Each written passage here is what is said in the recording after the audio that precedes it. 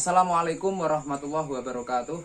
Sahabat teman-teman peternak semuanya dimanapun Anda berada, terima kasih khususnya dan semuanya sahabat-sahabat subscriber Berkah Rojo Koyo Farm.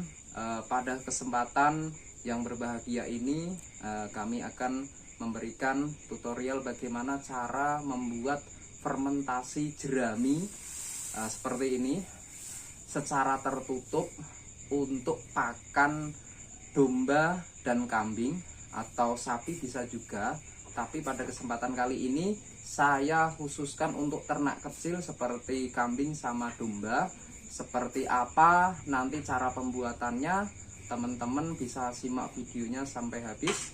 Bagi pengunjung baru di channel Berkah Rojo Koyo Farm, jangan lupa klik tombol subscribe-nya dan pastinya bunyikan loncengnya untuk mendapatkan notifikasi dari channel kami, dan kami pun semakin berkembang dan berinovasi lagi khususnya di dunia peternakan untuk kemajuan bersama-sama.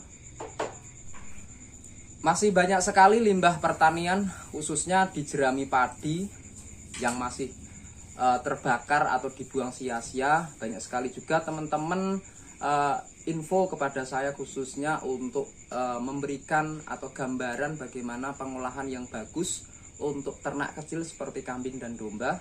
Jadi kita manfaatkan jerami atau limbah pertanian untuk menjadi pakan yang berkualitas dan nantinya bisa kita berikan setiap harinya sebagai sumber serat dan sumber pengenyang. Dan setelah itu nanti kita juga bisa meminimalisir biaya pakan khususnya di kandang kita, dan nantinya pun tujuan akhir kita yaitu untuk keuntungan lebih besar lagi. Mari kita manfaatkan limbah pertanian khususnya di jerami sebaik mungkin. Jangan sampai limbah itu terbuang sia-sia dan tidak termanfaatkan. Dan itulah keuntungan dari cara kita mengolah pakan limbah pertanian yang lebih baik lagi. Dari serat kasarnya turun, dari serat sangat kasar turun, lignin dan silika yang sulit dicerna sama ternak kecil khususnya ataupun ternak besar seperti sapi nantinya juga tercerna dengan sempurna, dan kita nanti bisa mereview hasilnya seperti apa setelah nanti jadi dalam proses pembuatannya. Mari kita simak bersama-sama untuk cara pembuatannya. Pada kesempatan kali ini untuk pembuatan fermentasi tertutup jerami basah, yaitu yang pertama yang harus disiapkan sebagai bahan aktif probiotikanya, saya pakai probiotik jenis Winpro bubuk. Untuk kapasitas 1 kilonya 1 ton, namun untuk kesempatan kali ini nanti saya mencampurnya per 100 kilo. Jadi per 100 kilo jerami saya cukup pakai 1 on saja atau 100 gram. Nanti saya campur juga dengan premix feed waste 1 kilo, kapasitasnya 200 kilo pakan. Namun nanti untuk penyampuran 100 kilo jadi cukup setengah kilo saja. Dan nanti untuk mengimbangi kadar air yang ada pada jerami, karena ini jerami baru tadi di kombi atau di mesin thresher atau mesin blower yang mungkin sebutan di daerah masing-masing berbeda-beda. Nanti saya pakai juga bekatul. Ini nanti saya pakai dengan total 100 bahan, jadi jeraminya 95 kilo, untuk katulnya 5 kilo saja. Jadi teman-teman nanti bisa mencampurkannya pada jerami. Namun seperti apa pembuatannya, terus simak videonya. Untuk kapasitas 100 kilo bahan baku jerami plus bekatulnya, jadi saya cukup pakai 1 on saja, kurang lebih saya kira-kira 3 genggam tangan saya. Jadi terus saya tambah premix feed waste setengah kilo, setengahnya. Setelah itu kita campur secara merata pada bekatul yang sudah kita siapkan untuk nanti mengontrol kadar airnya, karena jeraminya sifatnya basah, jadi kita harus mencampur secara merata.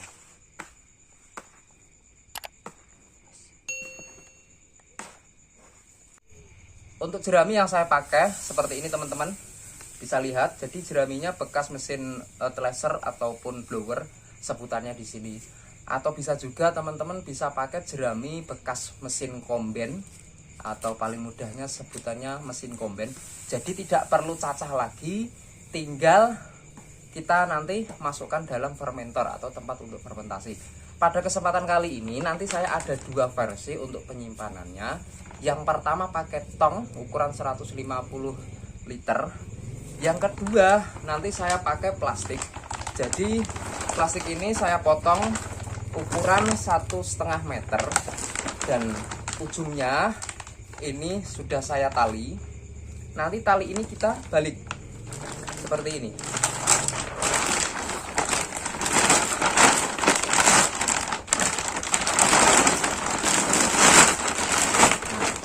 Balik seperti ini. Setelah itu nanti kita isi seperti ini. Jadi tali ini di dalam fungsinya nanti untuk penekanan biar tidak bocor dan hasilnya lebih maksimal lagi. Setelah itu nanti kita isi jerami padi hasil komben ataupun mesin thresher atau blower tadi ke dalam fermentor, khususnya pada plastik. Teman-teman bisa lihat ini yang sudah saya kasih contoh. Nah, jadi seperti ini teman-teman. Ini sudah saya isi. Jadi kurang lebih ketinggian 15 sampai 20 cm. Jadi perlunya kita injak-injak sampai padat.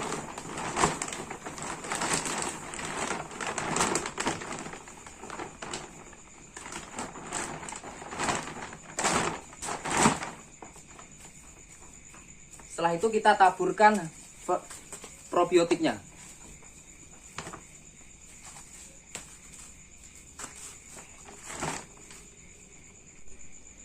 Untuk fermentasi jerami ini kita tidak perlu mencampurnya terlebih dahulu, karena nanti kalau kita campur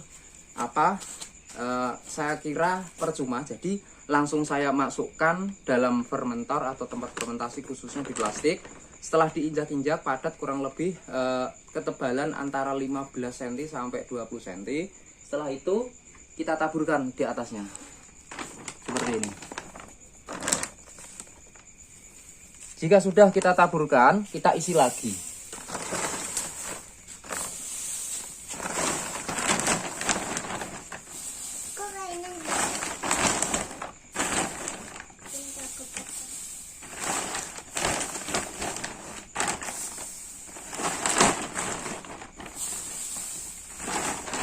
Lalu kita injak-injak lagi sampai ketebalannya 2 kali lipat dari awal. Yaitu dari awal misal 15, berarti selanjutnya kurang lebih 30 cm.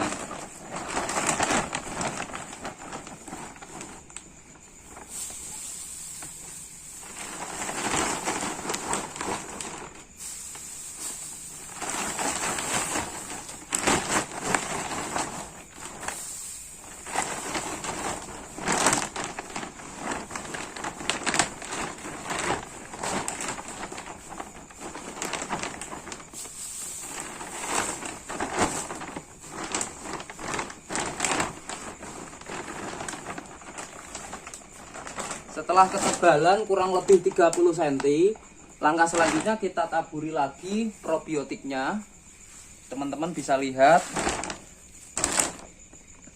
Jadi kita taburkan probiotiknya ke dalam plastik atau di atas jeraminya. Setelah itu, setelah kita taburkan kira-kira saja. Kalau pasnya berapa saya nggak nimbang. Setelah itu lanjut kita kasih jerami lagi.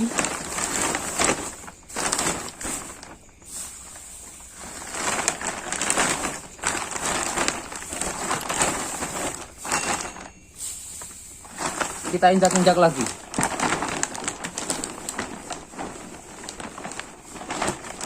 Yang kedua, penyimpanan dengan tong. Jadi prosesnya sama. Jadi jerami atau kawul ini kita masukkan. Nanti kita injak-injak dengan ketebalan 15 cm sampai 20 cm. Setelah itu kita taburi dengan probiotik yang sudah tercampur. Jadi sama bekatul tadi. Jadi kita taburi saja, nanti di atasnya kita tumpuk lagi, injak-injak kurang lebih ketebalan naik 15-20 cm, kita taburi lagi di atasnya sampai penuh. Jadi prosesnya di tong dan di plastik sama. Jadi teman-teman nanti bisa melakukannya, bisa pakai tong, bisa pakai plastik, atau juga bisa pakai bak cor yang kita buat sendiri, ataupun tempat penyimpanan lainnya. Sebelum kita tutup untuk tongnya, atasnya kita beri terlebih dahulu bekatul yang tercampur tadi sama probiotik atau premix, atau bisa juga teman-teman tabur atasnya pakai bekatul atau bahan kering lainnya saja. Jadi fungsinya salah satu untuk penyerapan. Jika nanti misal kadar airnya masih tinggi, nanti akan terserap dengan sempurna. Seperti itulah cara mudahnya.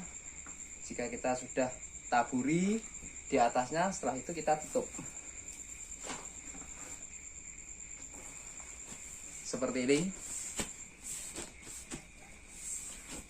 Jika sudah terpasang dengan pas untuk klemnya pada pintu antara tong dan tutupnya, setelah itu kita rekatkan dengan keras, nah, sampai berbunyi. Dan ini nanti siap untuk kita simpan, tempat penyimpanan hasil fermentasi pada pembuatan pada hari ini. Lalu tongnya nanti untuk tutupnya kita balik, jadi tutupnya kita taruh bawah, dalam artian fungsinya untuk memadatkan hasil yang ada di dalam tong ini untuk penekanan biar hasilnya nanti lebih maksimal lagi. Bisa lihat ini belum saya kasih atasnya bekatul, jadi saya kasih bahan kering bekatul. Nanti untuk penyerapan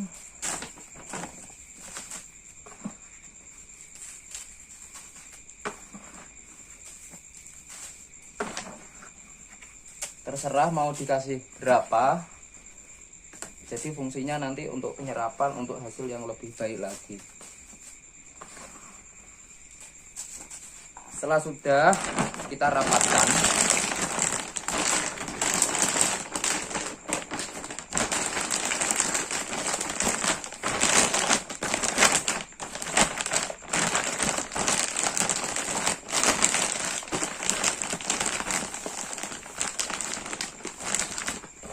setelah itu kita vakum. Teman-teman bebas mau divakum atau enggak, tapi kalau saya terus terang suka saya vakum untuk hasil yang lebih baik lagi, dan angin yang ada pada di dalam plastik ini nanti bisa berkurang.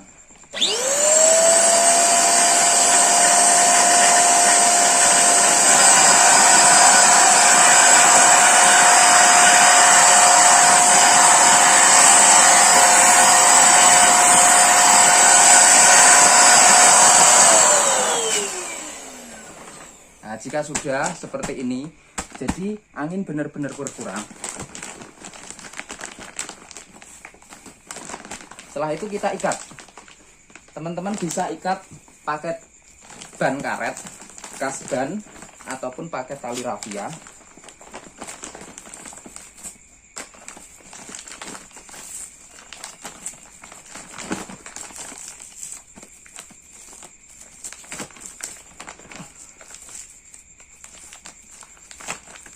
Nah, seperti itu.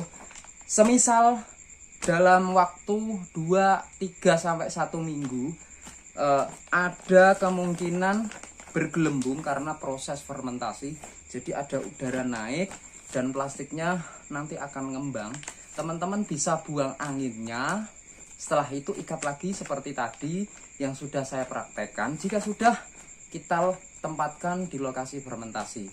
Jadi kesimpulannya untuk penyimpanan pakai tong dan plastik, prosesnya lebih mudah di tong, dengan catatan mahal di pembelian untuk tempatnya.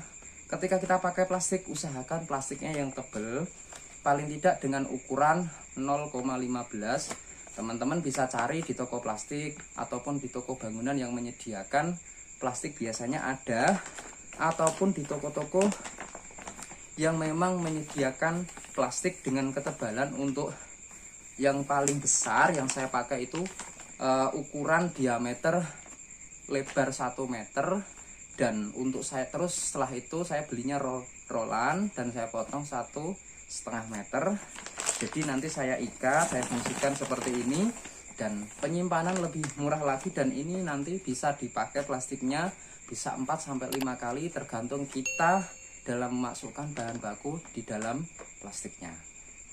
Setelah selesai semuanya dalam pembuatan fermentasi jerami basah secara tertutup, salah satunya penyimpanan dengan plastik, yang kedua dengan tong ukuran 150 liter. Jadi sangat simpel sekali buat teman-teman yang limbah pertanian jerami khususnya dengan sebutan kawul atau bekas mesin kombi, mesin thresher ataupun mesin lainnya. Jadi teman-teman bisa difermentasi terlebih dahulu, khususnya untuk ternak kecil seperti kambing ataupun domba. Kita pakai sebagai kebutuhan serat ataupun sumber pengenyang khususnya ternak. Jadi sangat mumpuni keterkaitannya untuk ketersediaan pakan setiap harinya.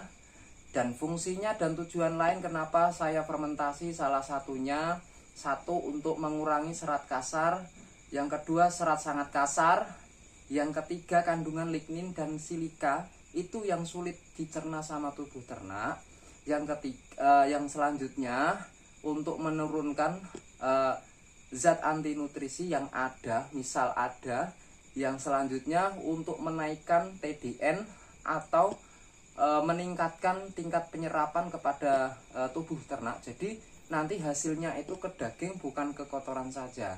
Yang selanjutnya pakan murah, hasil juga bagus.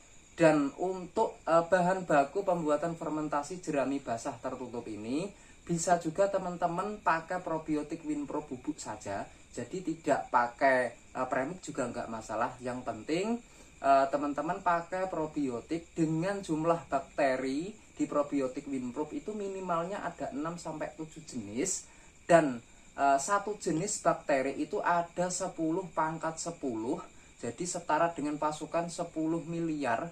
Jadi bayangkan teman-teman mau perang dengan pasukan 1 juta dan pasukan 10 miliar, pastinya kan lebih menang yang mana? Teman-teman bisa tahu dan bisa memilih sendiri. Itu salah satu alasan saya kenapa saya pakai probiotik Winpro. Dan alasan kedua, probiotik Winpro itu sendiri juga sinkron dengan bakteri alamiah yang ada pada tubuh ternak. Jadi hasilnya sangat bagus sekali tanpa perlu tambahan bahan baku lainnya. Semisal teman-teman mau pakai molase juga bisa. Yang penting batasan pemakaian untuk molase atau tetes tebu itu untuk 100 kilo bisa teman-teman pakai dari 2% sampai 2,5%. Jadi lebih bagus juga dipakai, nggak apa-apa, nggak dicampur molase juga nggak masalah. Yang penting untuk bahan aktifnya probiotik Winpro selalu tersedia di kandang teman-teman semuanya, dan hasilnya juga sangat istimewa. Oke, terima kasih teman-teman semuanya yang sudah menyimak videonya pembuatan fermentasi jerami secara tertutup, khususnya jerami basah. Buat teman-teman yang masih kesulitan atau sudah bisa menangkap cara pembuatannya, semoga usaha ternaknya semakin maju. Bagi yang belum paham bisa kontak saya WA di bawah ini, atau bisa juga teman-teman ikuti fanspage Facebook kami Berkah Rojo Koyo Farm. Dan buat teman-teman yang merasa dekat dengan kandang kami bisa main di alamat saya di bawah ini, atau bisa juga kita diskusi bareng bersama, belajar bersama khususnya di dunia peternakan, kambing, sapi, domba, dan lain-lain. Sekian dari kami, semoga bermanfaat. Bagi yang belum subscribe bisa subscribe terlebih dahulu, dan jangan lupa like, komen, dan share ke teman-teman semuanya, biar peternak semakin mudah, semakin maju, dan kita maju bersama untuk usaha peternakan yang lebih baik lagi. Cukup sekian dari kami. Mohon maaf bila ada kata yang kurang berkenan di hati teman-teman semuanya. Saya akhiri. Wassalamualaikum warahmatullahi wabarakatuh.